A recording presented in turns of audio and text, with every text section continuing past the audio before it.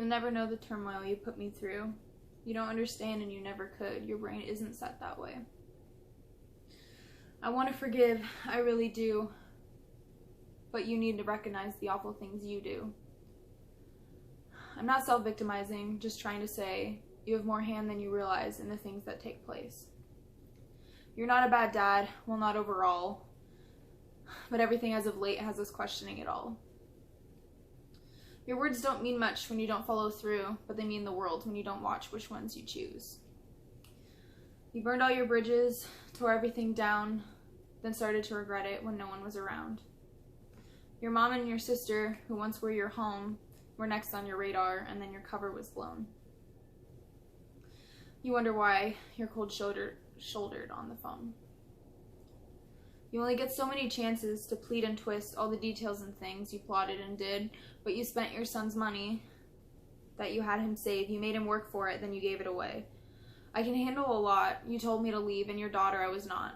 But you fucked up my brother, then wondered why his head was full of pot. Why'd you give up and send him away when you knew where he was, struggling every single day? Cutting that line really messed up his head. You've been abandoned. You've laid in that bed. So how does it feel? I bet it's easier to receive. I bet it's fuck. So how does it feel? I bet it's harder to receive, easier to deal. So what's the deal? You lie to us, deny us, and won't let us heal. You keep coming back, shrugging your shoulders like our problems aren't real.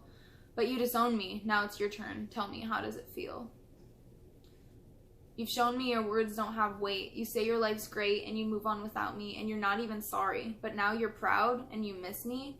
No, you hate the silence and miss the sound. You told me it'd be better if I weren't around, and now that I've found who I am, where I'm going, who I want to be, you're groveling and mumbling that you want to see me. No, you don't get to see. No, you don't get to see. No, you don't get to see.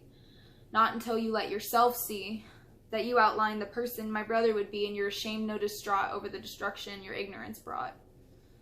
Where was the urgency when he was cutting himself, practically screaming in your face, begging for help? What about the man you expected him to be?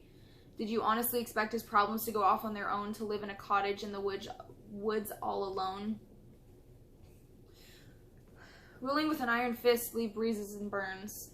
And they may get the gist, or maybe all he learns is no one is safe, no one is home, so why have a family when you could do whatever on your own? Do you not see the cycle of neglect absent of praise? What else can you do when you bottle the rage? What do you think happens when you open the cage, when your life is a stage, a Shakespearean tragedy, and nobody shows you a different reality? You don't realize the difference a little sympathy makes when you're lost in the world and you feel like a hindrance. Do you realize how many times you shrugged him off? You told him you didn't need him, didn't like him, threatened to send him away. After his mom left, his world flipped, his best friend passed away. Then you let him kill his brain, expected him not to go insane. When nothing was constant and your mood always changed. He lived a hard life, not hard as can be, but no one acknowledged his tragedies. A counselor, some restriction, weekly therapy. So we took them on, pretended he was strong, but he's really just a boy who never learned how to cope, so he took his own joy.